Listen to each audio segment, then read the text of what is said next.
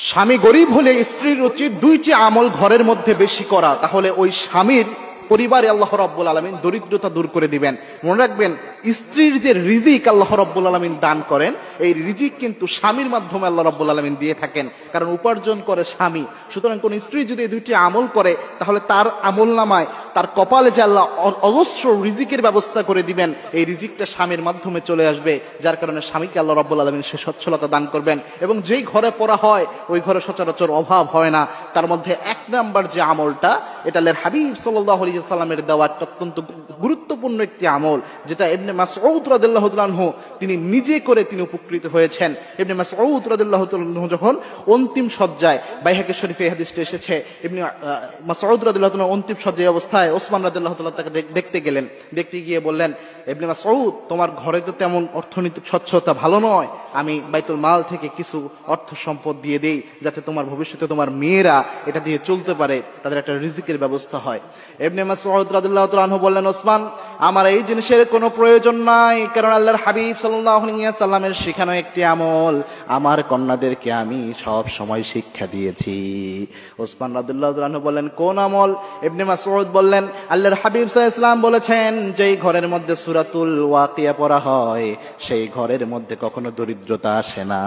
আমার মেয়েদেরকে আমি আদেশ দিয়েছি, তারা যেন প্রত্যেক দিন সূরাতুল ওয়াকিয়া পাঠ করে। আমার মেয়েরা সূরাতুল ওয়াকিয়া শিখেছে, এই সূরা ওয়াকিয়ার উপর তারা আমল করে, সুতরাং দরিদ্রতা তাদের আর আসবে না ইনশাআল্লাহ। আপনারা এটা নিয়ে চিন্তা করতে হবে না। এবং কি ইবনে মাসউদ রাদিয়াল্লাহু তাআলা আনহু এই সাহায্যটা তিনি নেন নাই, এবং অরিজিনালি তার মেয়েদেরকে আল্লাহ রাব্বুল আলামিন সচ্ছলতা দিয়েছিলেন।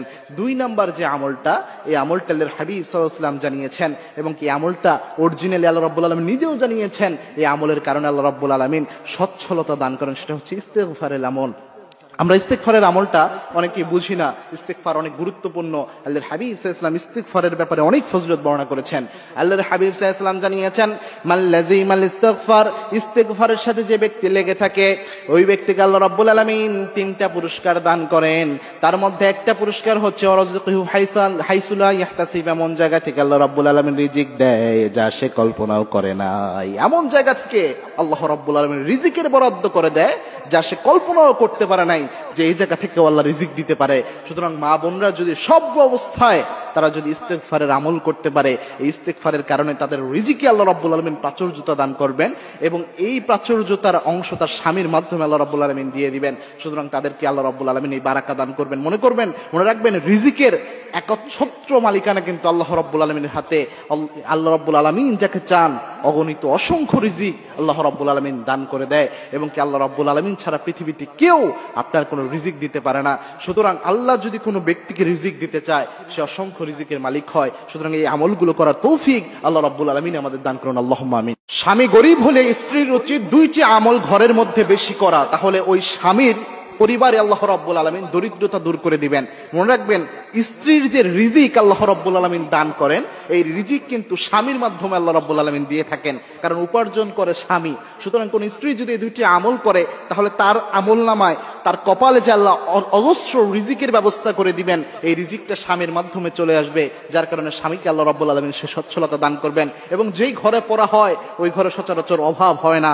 তার মধ্যে এক নাম্বার যে আমলটা, এটা আল্লাহর হাবিব সাল্লাল্লাহু আলাইহি ওয়াসাল্লামের দেওয়া অত্যন্ত গুরুত্বপূর্ণ একটি আমল, যেটা ইবনে মাসউদ রাদিয়াল্লাহু তাআলা আনহু তিনি নিজে করে তিনি উপকৃত হয়েছেন। ইবনে মাসউদ রাদিয়াল্লাহু তাআলা আনহু যখন অন্তিম শয্যায়, বাইহাকী শরীফে এই হাদিসটা এসেছে, ইবনে মাসউদ রাদিয়াল্লাহু তাআলা অন্তিম শয্যায় অবস্থায় ওসমান রাদিয়াল্লাহু তাআলা তাকে দেখতে গেলেন।